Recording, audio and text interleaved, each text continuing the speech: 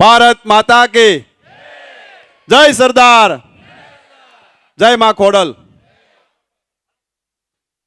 વેકરિયા પરિવારના સ્નેહ મિલન કાર્યક્રમમાં આપણી વચ્ચે ઉપસ્થિત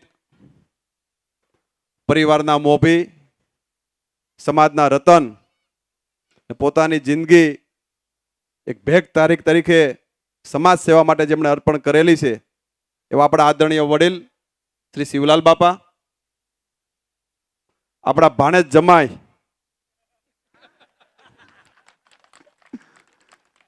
રાજકોટ વિસ્તારના લોકપ્રિય ધારાસભ્ય, સમાજ માટે હરહંમેશ કામ કરતા અને સમાજ સેવા માટે ખૂબ મોટી આપને પ્રેરણા મળી શકે એવા મારા વડીલ મિત્ર ભાઈ શ્રી રમેશભાઈ ટીલાળા,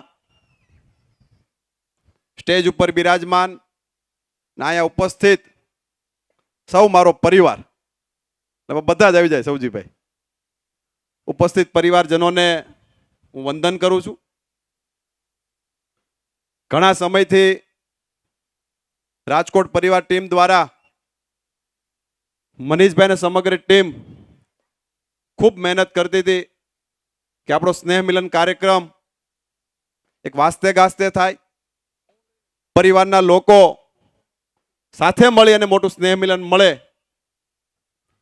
ખાસ કરીને રમેશભાઈ સીએમ સાહેબ પણ આવવાના હતા, પણ અન્ય કાર્યક્રમોના કારણે ખાસ તો વિધાનસભાનું સત્ર પણ ચાલુ છે એટલે મનીષભાઈને ટીમ સમગ્ર સાહેબને આમંત્રિત પણ કર્યા હતા. હું આવ્યો ત્યારે મેં સાહેબની જોડે વાત પણ કરી એટલે સાહેબ કે મારો શુભેચ્છા સંદેશો પાઠવજો, એટલે સીએમ સાહેબે પણ આપણે જાજાથી રામ રામ કીધા છે. જે રીતે પરિવાર દ્વારા સ્નેહ મિલનનું આયોજન કરી, રમેશભાઈ તો અમને હમણાં ખબર પડ્યા સ્નેહ મિલન થવા પડ્યા પછી કે સમગ્ર ગુજરાતમાં વેકરિયા પરિવાર કેવડો છે. કારણ કે થોડાક સમય પહેલા સુરતમાં 5000 કરતાં વધારે પરિવાર ભેગો થયો હતો. એવી જ રીતે અમદાવાદમાં બહોળી સંખ્યામાં પરિવાર ભેગો થયો હતો. આજે રાજકોટ, એ પહેલા ગીર સોમનાથ, અલગ અલગ જગ્યાએ મેંદડામાં પણ સ્નેહ મિલન થયું હતું. સમગ્ર ગુજરાતની અંદર એક પરિવાર ભેગો થઈ સ્નેહ ભોજન સાથે નવા વિચારો સાથે આપણે કઈ રીતે આગળ વધવું એ પ્રકારના નવા આયામો જ્યારે યુવાનો દ્વારા સર થતા હોય ત્યારે સમગ્ર પરિવારની ટીમને હૃદયપૂર્વકની શુભકામના પાઠવું છું. ખાસ કરીને આજે રક્તદાન કેમ્પનું આયોજન કરવામાં આવ્યું. આપણા વડીલ શિવલાલ બાપાનું રક્તદાન દ્વારા રક્ત તુલા કરવામાં આવી. અમે અંદર આવ્યા ત્યારે રક્તદાન શિબિરની અંદર ગયા હતા. જે રીતે યુવાનો દ્વારા, વડીલો દ્વારા પોતાનું રક્ત આપી બીજાની જિંદગીમાં આપણે કઈ રીતે ઉપયોગી થઈ શકવી એ પ્રેરણા સાથે જ્યારે પરિવાર આગળ વધતો હોય ત્યારે મિત્રો માત્ર આપણા પૂરતું નહીં પણ આપણા બ્લડ દ્વારા કોકને નવી જિંદગી મળી શકે એ પ્રકારના નવા આયામ સાથે પરિવારના સ્નેહ મિલનમાં બ્લડ ડોનેશન કેમ્પ થતા હોય બહુ ભાગ્ય કિસ્સા બનતા હોય છે. પણ રાજકોટ ટીમને મારે અભિનંદન આપવા પડે કે 250 કરતાં પણ વધારે બ્લડ ડોનેશનની બોટલો ભેગી કરી અને બીજાના જિંદગી માટે ઉપયોગી થવા માટેની એક નવી પ્રેરણા પણ સમાજને આપી છે. જે રીતે સમાજ દ્વારા, પરિવાર દ્વારા એક બિઝનેસ એક્સપો માટે પરિવારના યુવાનો જે બિઝનેસ કરતા હોય ને એકબીજાને અરસપર કઈ રીતે આપણે ઉપયોગી થઈ શકાય એ પ્રકારનું પણ નવું જોડાણ આમાં આપવામાં આવ્યું છે. ભાઈ હમણાં વાત કરતા હતા કે માત્ર સ્નેહ મિલન પૂરતું નહીં પણ એક નવું ક્યાંક શરૂઆત કરવી હોય તો શું કરવી. મિત્રો આ બિઝનેસ એક્સપોથી પરિવારને ખૂબ મોટો ફાયદો થતો હોય છે. એકબીજા પરિવારના લોકો જે બિઝનેસ કરતા હોય છે એને આપણે મદદરૂપ પણ થઈ શકતા હોય છે. કારણ કે સુરતની અંદર જે સ્નેહ મિલનમાં અલગ અલગ સ્ટોલ પણ રાખવામાં આવ્યા હતા. પરિવારના જે આપણા લોકો જે બિઝનેસ કરતા હોય એમના સ્ટોલ પણ ત્યાં મૂકવામાં આવ્યા હતા, જેથી કરી પરિવારના લોકોને ખબર પડે કે આપણા પરિવારનો દીકરો આ ધંધો કરી રહ્યો છે. એનાથી આપણે બીજાને પણ માહિતગાર કરી શકવી, આપણે એમને મદદ પણ કરી શકવી ને એમના બિઝનેસમાં મોટી ફલક કેવી રીતે આવી શકે એ પ્રકારે આપણે આગામી દિવસોની અંદર આગળ વધવું જોઈએ. એટલે નવી યુવા ટીમને પણ હું અભિનંદન આપું છું કે નવા વિચારો સાથે એક બિઝનેસમાં કઈ રીતે આપણે આગળ વધી શકાય, નવું સંગઠન બિઝનેસ મારફત કઈ રીતે ઊભું થઈ શકાય એ રમેશભાઈ તમારી પાસે અમારે શીખવા આવવું પડે એમ છે. કારણ કે ટીલાળા પરિવાર એમાં ખૂબ મજબૂતાઈથી આગળ વધી રહ્યો છે. કારણ કે જીઆઈડીસીની અંદર ટીલાળા પરિવારની હાક વાગે છે. એટલે આગામી દિવસોની અંદર વેકરિયાના દીકરાઓ પણ આવે તો એને પણ મદદ કરજો. તમે મદદ તો કરો જ છો, પણ એ ખૂબ મોટી સારી વાત છે. એકતા હોય તો મિત્ર એ મોટી તાકાત ઊભી થઈ શકે. જ્યારે સમગ્ર રાજ્યની અંદર વિસ્તારવાઇઝ જ્યારે પરિવારના સ્નેહ મિલનો થતા હોય ત્યારે આપણે એકબીજાના કોન્ટેક્ટમાં રહી શકવી. એકબીજાને કોઈને મુસીબત આવી હોય, ખાલી જૈન પરિવારનો દીકરો બાજુમાં ઊભો રહીને તોય આપણે સાથી ગજગજ ફૂલવા મળે. એ પરિવારની તાકાત હોય છે. પેલો પરિવાર જો તમારી સાથે ન હોય, મિત્રો તમારી પાસે ગમે તેટલા હોય, પણ ઘેરે પ્રસંગ આવે પરિવાર સાથે ઊભો હોય તો એ પ્રસંગ રૂડો લાગતો હોય છે. એ પરિવારની તાકાત છે. મિત્રો આ તાકાતને આપણે કાયમિક માટે જાળવી રાખવાની છે. હમણાં કુરિવાજોની પણ વાત થતી હતી, એમાંથી પણ આપણે થોડું બહાર આવવું પડે. એક અમદાવાદ અને સુરતની ટીમે નવા આયામો સર કરવા માટે એક સમૂહ લગ્નની પણ તૈયારી કરી છે. લગભગ 21 જેટલા સમૂહ લગ્ન અમદાવાદમાં નોંધાઈ ગયા. હું આપ સૌને પણ વિનંતી કરું છું કે સુરત અમદાવાદમાં સમૂહ લગ્ન થાય.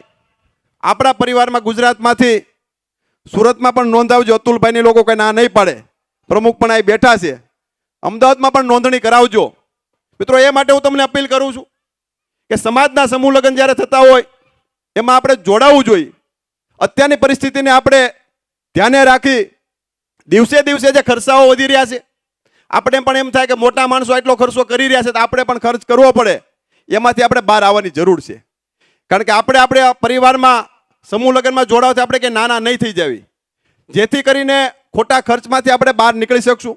અને એ ખર્ચ જે થતો હોય એ પરિવારના આપણા દીકરા દીકરીના જો નામે મૂકી દેશો તો ભવિષ્યમાં એમના પણ બાળકોને કામ આવશે. કારણ કે એફડી કરીને એમના નામે મૂકો તો એ આપણા બાળકોના ભવિષ્યમાં પણ કામ આવશે.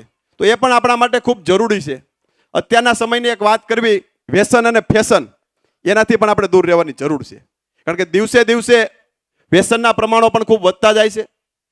નવયુવાનો વ્યસન તરફની દોટમાંથી કેમ પાછા વળે એ પણ આપણા માટે ખૂબ જરૂરી છે.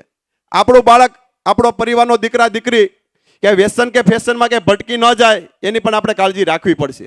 કારણ કે મોબાઈલ યુગની દુનિયામાં કોઈ પરિવારમાં કોઈ એક સાથે ક્યારે બેસતા હોતા નથી. ઘરમાં આવો તો બધા પોતપોતાની રીતે મોબાઈલ જોતા હોય છે. પણ માત્ર મિત્રો મારે તમને વિનંતી એ કરવી છે કે રાત્રે ઘરે જઈએ તો 1 કલાક આપણે આપણા પરિવાર સાથે બેસવું જોઈએ, જેથી કરીને એકબીજાના વિચારોની આપ-લે થાય. તમે શું કરવા આગળ માગો છો એકબીજાને ખબર પડે. અને 1 કલાક સાથે બેસો તો એકબીજાના મન પણ હળવા થઈ શકે. પરિવારમાં નાની નાની ઘટના બની હોય તો વાત પણ થઈ શકે. ઘણીવાર ડિપ્રેશનમાં યુવાનો આવીને સુસાઇડ પણ કરતા આપણે ધ્યાનમાં આવતું હોય છે. પણ જો પરિવાર એક સાથે બેસતો થઈ જાય તો ઓટોમેટિક એમાંથી આપણે બહાર આવતા જઈએ. એ પણ આપણા માટે ખૂબ જરૂરી છે કે પરિવાર રોજ રાત્રે 1 કલાક સાથે બેસે તો એમાં ખૂબ મોટી અસર પડતી હોય છે. હું રમેશભાઈ હમણાં સુરત ગયો તો, સૌજીભાઈ આપણે સાવલિયા પરિવાર આંબાવાળા, 5 ભાઈઓ છે, 5 બંગલા છે, એક સોસાયટીમાં જ બધા એક સાથે રહે છે. રમેશભાઈ રોજ રાત્રે 5 ભાઈના પરિવાર 1 કલાક સાથે બેસે, આખા દિવસના ઘટનાક્રમની વાત કરે કે શું ઘટનાક્રમ કર્યો છે. તો આનાથી ખૂબ મોટી અસર પડતી હોય છે. પરિવારને એક મોટી તાકાત ઊભી થતી હોય છે. આપણે પણ આપણા પરિવારમાં લાગુ કરવું જોઈએ, જેથી કરીને આપણા બાળકો આપણાથી વાત કોઈ છુપાવી ના શકે. એમને કોઈ ડિપ્રેશન હોય, આપણી સાથે વાત કરે તો એ ડિપ્રેશનમાંથી બહાર આવી શકતા હોય છે. એ પણ આપણા પરિવાર માટે ખૂબ જરૂરી છે. આગામી દિવસોની અંદર પરિવાર ભાવના આપણા માટે કાયમિક માટે ટકી રહે એની પણ કાળજી રાખવી પડશે. હું ટીમ રાજકોટને હૃદયપૂર્વકના અભિનંદન આપું છું કે એમણે ખૂબ સુંદર પરિવારના સ્નેહ મિલનનું આયોજન કર્યું. સુરતથી, અમદાવાદથી, બધી જ જગ્યાએથી પરિવારના વડીલો અને મોભીઓ પણ પધાર્યા છે. સમગ્ર ગુજરાતના અલગ અલગ વિસ્તારમાંથી પણ પરિવારના વડીલો અને મિત્રો પણ આવ્યા છે. ખાસ કરીને મનીષભાઈ અને સમગ્ર ટીમને હું હૃદયપૂર્વકની શુભકામના પાઠવું છું કે સુંદર સ્નેહ મિલનનું આયોજન કર્યું. અમને બોલાવ્યા, બોલવાની તક આપી અને સન્માન કર્યું એ બદલ પરિવારના દીકરા તરીકે પણ હું હૃદયથી આભાર માનું છું. હું અહીંયા કાંઈ ધારાસભ્ય તરીકે, દંડક તરીકે નહીં, પણ પરિવારના દીકરા તરીકે આવવાની મારી ફરજ હોય છે. એટલે કાયમિક માટે મારી આવવાની ફરજ સમજીને હું આવતો રહું છું. એટલે એમાં ક્યારેય સંકોચ નહીં કરતા. ફરી આપ સૌનો આભાર માનું છું. અમરેલી બાજુ આવો તો ત્યાં પણ મહેમાન થઈ જાઓ ને ગાંધીનગર બાજુ આવો તો પણ અમારા મહેમાન થવા માટે ગમે ત્યારે તમારા દીકરાના દરવાજા ત્યાં ખુલ્લા છે. એટલે એની ટાઈમ પધારતા રહેજો. આપ સૌનો આભાર. અસ્તુ. વંદે માતરમ. ભારત માતા કી જય.